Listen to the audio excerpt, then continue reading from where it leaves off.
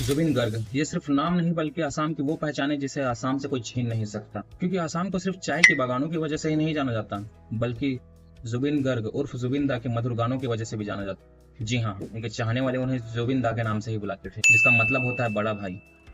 आसाम के लोग उन्हें अपने बड़े भाई की तरह मानते हैं। ये वो शख्सियत है जिसने अपनी मधुर आवाज और अपनी सिंप्लिसिटी से लोगों के दिलों पर राज किया है, जिसके गाने सुनकर लोग खुश हो जाया करते थे। लेकिन आज उनकी अंतिम यात्रा ने सबको रुला दिया। वो कहते हैं ना कि इस दुनिया में तूने क्या ही कमाया है, पर जुबिन दा के अंतिम विदाई पे उमड़े इस जन सैलाब को देखकर लगता है कि बड़े बड़े सेलिब्रिटी के लिए भी ये कमा पाना बेहद मुश्किल है। क्योंकि जुबिन दा के सिर्फ गानों ने ही रिकॉर्ड्स नहीं बनाए, बल्कि उन्होंने जाते जाते भी एक ऐसा रिकॉर्ड बनाया है जिसे कोई ब्रेक नहीं कर सकता।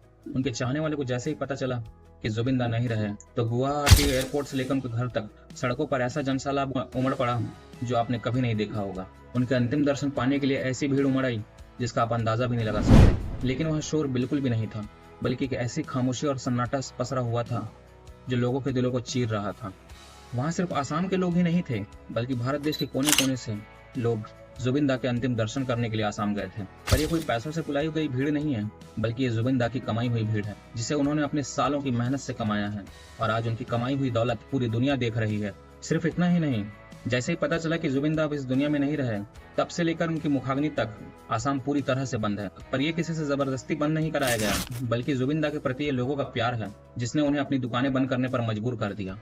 जब गुवाहाटी एयरपोर्ट में उनकी बॉडी को लाया गया, तब आम लोग के अलावा एयरपोर्ट पर काम करने वाले कर्मचारी से लेकर वहां की पुलिस भी रो पड़ी, जिससे जुबिन दा का नाम लिम्का बुक ऑफ रिकॉर्ड्स में दुनिया के चौथे सबसे बड़े गैदरिंग की लिस्ट में शामिल हो गया। क्योंकि आखिरी बार जैसा जन सैलाब माइकल जैक्सन की अंतिम विदाई में देखने को मिला था, ठीक वैसा ही जन सैलाब आज जुबिन दा की अंतिम विदाई में देखने को मिल रहा है। उन्होंने अपनी लाइफ टाइम में तकरीबन 38,000 से भी ज्यादा गाने गाए हैं, जिसमें से कुछ गाने 40 अलग अलग लैंग्वेजेस में भी हैं। उन्होंने बॉलीवुड के काफी हिट सॉन्ग भी गाए हैं, जिसमें से 2006 में आई फिल्म गैंगस्टर का या अली गाना मोस्ट पॉपुलर सॉन्ग रहा है। इसके अलावा उन्होंने कृष्ण में दिल तू ही बता, जाने क्या होगा रामा रे और दर्दे दिल दर्दे जा जैसे काफी हिट सॉन्ग भी गाए हैं। उन्होंने असमिया और बंगाली भाषा में भी कई ऐसे गीत गाए हैं जिसे सुनकर मन झूम उठता है, जैसे कि मायाबीन, पाकी पाकी मौन और अनामिका। जुबिन दा सिर्फ एक अच्छे गायक ही नहीं, बल्कि वो अच्छे एक्टर, डायरेक्टर, म्यूजिक डायरेक्टर और राइटर भी थे, जिन्होंने असमिया भाषा की कई फिल्मों में एक्टिंग भी की है, जिसे लोगों ने खूब प्यार दिया। क्योंकि वो जितने अच्छे सिंगर थे, उससे कहीं ज्यादा वो एक अच्छे इंसान भी थे, जो कभी भी जरूरत पड़ने पर अपने लोगों की मदद के लिए सामने खड़े हो जाया करते थे, जिसने जिंदा रहते हुए अपने लोगों की खूब सेवा की और उनका प्यार भी पाया, और जाते जाते उन्हें रुलाकर भी चल दी। पर लोगों को जहां उनके जाने का गम है, उससे कहीं ज्यादा उन्हें इस बात का झटका लगा कि जुबिन दा ऐसे अचानक कैसे चले। क्योंकि जुबिन दा तो सिर्फ सिंगापुर नॉर्थ ईस्ट फेस्टिवल में शामिल होने के लिए गए थे, पर सिंगापुर में स्कूबा डाइविंग करते वक्त ऐसा क्या हुआ कि वो दुनिया को अलविदा कह गए। रिपोर्ट्स की माने तो जब वो स्कूबा डाइविंग कर रहे थे, उसी दौरान उन्हें सांस लेने में दिक्कत हुई, जिस कारण वो बेहोश हो गए और पानी में डूब गए। फिर उन्हें तुरंत पानी से बाहर निकालकर निजी अस्पताल ले जाया गया, जहां उन्हें डॉक्टरों ने मृत घोषित कर दिया।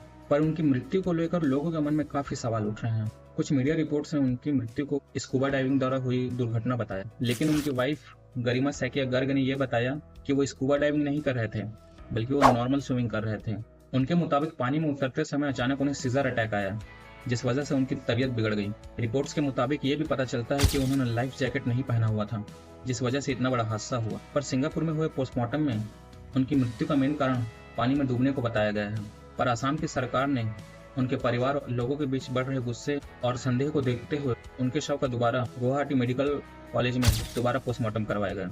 सिर्फ इतना ही नहीं, आसाम सरकार ने एक केस सीआईडी को भी सौंप दिया है, और इसे सिर्फ एक हादसा न मानने के बजाय इसकी साजिश पर भी गहराई से विचार किया जा रहा है। तो आज की हमारी वीडियो में बस इतना ही। आई होप आपको वीडियो पसंद आई होगी। वैसे आपका इस बारे में क्या ख्याल है, कमेंट करिएगा।